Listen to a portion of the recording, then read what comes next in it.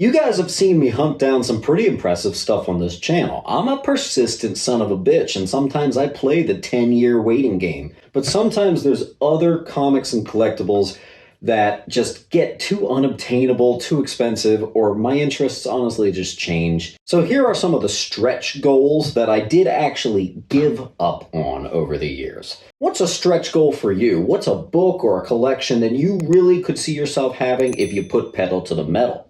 As always, don't forget about that 40,000 subscriber giveaway. First Miles, Spider-Gwen, or Laura Kinney in 9.8. Winner could be you, but you gotta like each video, comment down below.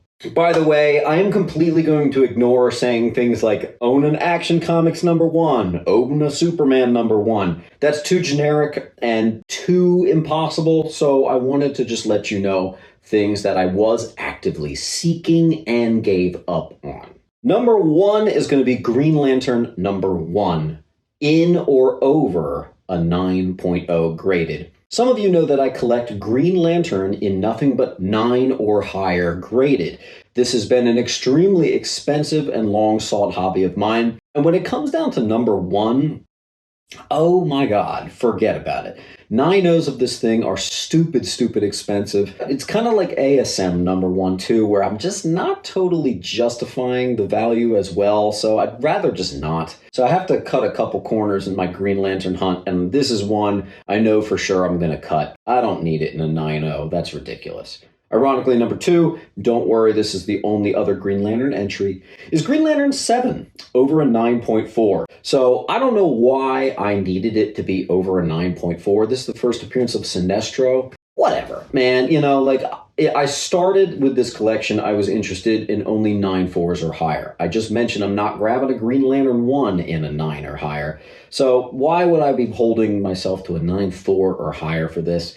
It's just not impossible, but I could really use that money elsewhere, so there's no point. I'm more than happy to get a 9, which is an incredible and already extremely expensive grade in and of its own. The next thing I gave up on was getting some Kelly Jones original art. Kelly Jones is my favorite artist, and it's not that I just wanted original art. Specifically, I wanted Nightfall art, and I wanted pages from Nightfall, or maybe a recreation Azrael suit, something for the Nightfall to go with my Nightfall collection. But the problem is, I've still only barely dipped my toes in the art buying game, and it's so much more expensive than I ever could have imagined. And so while I was building up money for it, I lost interest. It seems too impossible to me. Maybe one day, but I've given up on that one for now. Next is every single Hot Toy Spider-Man. And the thing is, I think I got pretty close. If you go back, I would say 2-3 years, you'll see I used to have Hot Toy Spider-Man figures, especially after the 2018 PS4 video game. They were dropping a Hot Toy for every single Spider-Man costume. Also, the Tom Holland suits. And I don't know, maybe I got like 80-90% done. And it was just so expensive. And as you can see, I only collect quarter scale statues. So it was such a huge waste of money. I lost so much money on it, but I decided to get out because the truth is they just keep making more and more and more every year. It's just impossible. So it had to go. Next is a Hulk #1 in a 5.0. So I will own a Hulk 1. I've actually already owned a coverless copy, but I vow to own one. But the reality is, my stretch goal is going to be now a VG. Unlike an Amazing Fantasy 15, the spine ticks don't bother me on that. But on the particular dark blue of a Hulk 1, spine ticks stand out like a sore thumb. And I honestly thought that the spine ticks impede too much on a Hulk #1.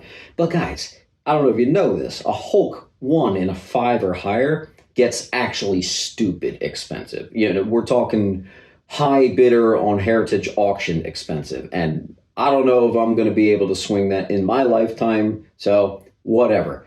You can actually get like a 3.0 of Hulk without going completely bankrupt. It's wildly expensive, but at least that's somewhat of a stretch goal. Whereas even when it goes above a 5, it's too hard. Next is a perfect copy of a Crow #1. I have a friend of mine who has a couple copies of this thing. And this is the first appearance of the Crow, sort of. And it's a really tough book because it's scarce and it's an all-black spine. And I set a weird goal for myself in that I wanted to find in the wild and submit a 9.8 copy myself. Well, the best I ever got to was a 9.2. And that 9.2, I really thought was a 9.8. So, I don't know. I tried it too many times. I honestly lost money on every single attempt except for the 9.2. So it ended up being kind of a wild goose chase, and whatever. If I really want one enough, I'll just ask my friend who has a couple copies. Next is every Metroid game graded. You know, the WATA grading thing.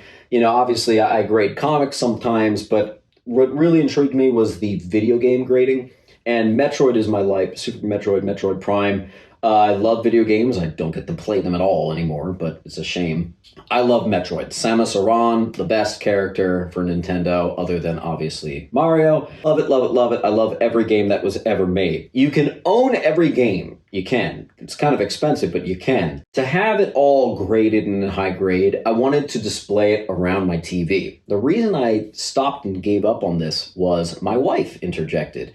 My wife hates video games. She's like one of those like crazy anti-video game people. She wouldn't let me add that aesthetic to our living room anyway, so I said, let me just abandon this. Let's keep with comics. Next is going to be TMNT #1. Now, don't get me wrong. Not only have I had every single printing of this at one point in time, except for the first print, I have had 9.6s and 9.4s of the second and third print, which if you're a collector of that stuff, you know that's wildly expensive. Like $3,000-$4,000 we're talking. But that damn first print, you know what's hard for me? It's hard for me to justify such a tall expense on an 80s book. I feel like if this were a 50s or 60s book, I would understand the stretch goal more. But the only affordable copies are riddled with spine ticks. Do I really want to spend my life savings to get a junky looking copy of this thing? It's just not that important to me anymore, so no. Next is the Raw series, not Raw Comics. It's actually called RAW Raw. So this was Mouse. Mouse is a story of some mice under a communist regime, mirroring, obviously, the Holocaust. Awesome series, very culturally significant, and they were sold in these inserts in the middle of these giant magazine, but even bigger sized things. Anyway, finding these all and complete and in good condition. Yeah, I've had a couple of them, but I have not had the full set. The ones I did have, I sold to a friend who said he wanted them even more. It just started to seem impossible. I'll keep my eye out, but for the most part, I've dropped that one. Next is kind of similar. Let's stick with the indie comics here for a second with the Love and Rockets complete run. This is a goal I set for myself very recently. I didn't know anything about Love and Rockets. It was my buddy who's into all the underground and the indie stuff was telling me about this, and man, he sold me. So I tried to go for it, and I just wasn't really digging the prices. Every time I had enough to buy it, there were a couple full runs on eBay that would show up. I would be like, and I would throw my money towards something else. I know myself. I would be thrilled that I got it, and then the next week I'd be like, okay, I got it. I'm ready to sell. Next is Fantastic Four #5. Listen, I like Dr. Doom. I maybe even love Dr. Doom. I do think he's one of the best Marvel villains, best villains, really, of all time. First of all, no one sells it. No one wants to get rid of their FF #5s, so... But the price point on this thing has always bugged me. It's like almost as expensive as issue #1, and I don't know. If I'm gonna spend buku bucks, I just think I would put it to that VG Hulk 1 I was talking about, or maybe a poor condition FF #1, or a poor condition AF-15. All books I hope to own one day. Those are great stretch goals to have. But #5, it's almost as expensive as those, and I don't quite believe in it that much. So next is the cheapest one on the list, Detective Comics 647. First appearance of Spoiler. You're thinking, James, that's like a $100 9.8. You could buy one on eBay tomorrow. Yes, but I always wanted to submit one myself. I've got $1,000, $2,000, sometimes even $5,000 9.8s from CGC submissions before. I have never been able to get a damn 9.8 of this thing. I'm not kidding. I have tried submitting this countless times. I always get a 9.6. It's very frustrating. I'm done. It's not that important to me anymore. I was wasting money like a fool. Next is the Bone Claw variant of Wolverine 145. I wanted a 9.8 of this. I learned about this when I was doing a research for a video talking about things that are actually rare. And I talked about the fact that you had the white edition 145 cover, in which basically the foil just didn't take and it was all white. It's extremely rare. And I wanted to try to get a 9.8 of this thing. You know, it was probably going to be thousands of dollars. But the problem is two things. I never found one. I may never find one. And there are no 9.8s of this that exist. So why do I think I'm going to suddenly be the one to grade it? Not to mention, it also might end up with a green label because it's an error. So, you know, too many risk factors, too impossible maybe. There might just be no 9.8s out there. It might just be that scarce. So we'll let that one lie. Sonic issue 98 is the first appearance of Shadow the Hedgehog, who is my favorite. Where is he? There he is. My favorite kind of video game character other than basically Samus Aran. I love Shadow, but I loved him more in the comics than even the video games, by the way. Anyway, I always wanted to have a 98 in a 9.8, but oh my God, that book got expensive. I actually missed a couple opportunities in which I was willing to spend. It was like $700-800 at the time. Now it's thousands of dollars. So forget it. I missed the train, and it's honestly no longer that important to me. My Sonic collection is all raw anyway. Why was I trying to drop thousands on a 9.8 of this thing? I'm glad I let that one go. Besides, I actually now have a couple surprisingly affordable Shadow the Hedgehog original pieces of art. I don't have them in frames or anything, but once I do, that's pretty cool, and that will be displayed with my Sonic collection. Next is Daredevil #1. I have had a Daredevil one twice. The reason why it's a stretch goal, even though I've already owned it, is each time of the two times I bought Daredevil, I paid over the market high for each of them. One was a 3.5, one was a 4.5. And I was burned so badly on both of those times that as much as I want a Daredevil and as much as I think it's one of the most underpriced Marvel books around, for whatever reason, it keeps dropping. So I'm kind of done trying to get it for right now because it keeps going lower. So maybe I'll try again in a couple of years if it keeps going down, but it's really proven to be a bad investment book for me. We're trying to buy a house right now, so I'm doing a lot more quick flips rather than personal collection stuff at the moment, and it's just not on the table. Next, I gave up on trying to get some Bernie Wrightson original art. So Kelly Jones is my favorite artist, but guess who inspired Kelly Jones the most? Bernie Wrightson. Here's the problem. Every year, more and more and more and more and more people learn or relearn how amazing Bernie was. So he's honestly become almost, if not just as famous as like Neil Adams, George Perez, and all the other greats right now. So it's just, at one point, maybe it was doable, but again, the original art game is so expensive, and to go for something like a Bernie, especially since I wanted a Swamp Thing sketch, forget it. It's not going to be possible in my lifetime. Next is the Batman Nightfall statue. So I have a full 9.8 run of every Nightfall issue. I wanted the Prime 1 Studios 1/3 Nightfall. I wanted this so bad. I missed the pre-order, and this is one of the statues that shot up in value, doubled, tripled after the thing came out. And I even was toying with the idea of buying it a couple times, but it's not perfect. As a student of the Nightfall arc, there are a couple things that aren't spot on about this statue. Namely, the cape isn't quite right. It's not 100% comic accurate. And I think if I was going to spend buku bucks on a realistic Nightfall statue, I would want it to be 100% accurate, not even 98, not 99. It would need to be perfect, so I let it go. Second to last is the complete Bat Villain quarter scale series. So who's left? Well, we got King Shark here, kind of a Batman villain, kind of more of a Superboy villain. We got Bane and Joker. I got Harley Quinn over there, and honestly, I had to get rid of them. I had a hard time with this because I was impatient.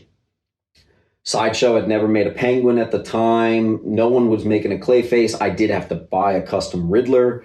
And it was getting so expensive hunting down custom statues to try to get every major Batman villain.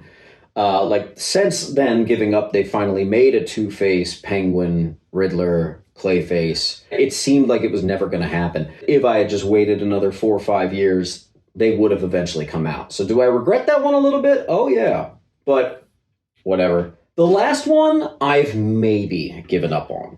So there's this 90s arc called the Contagion storyline. It's spread across Azrael, Catwoman, Robin, and various Batman titles like Detective and Batman and Shadow of the Bat. Really hard to find these things in DC Universe logo variants. I, being a full-time hunter, have had my hands on probably 10 to 15 copies of each one of these things.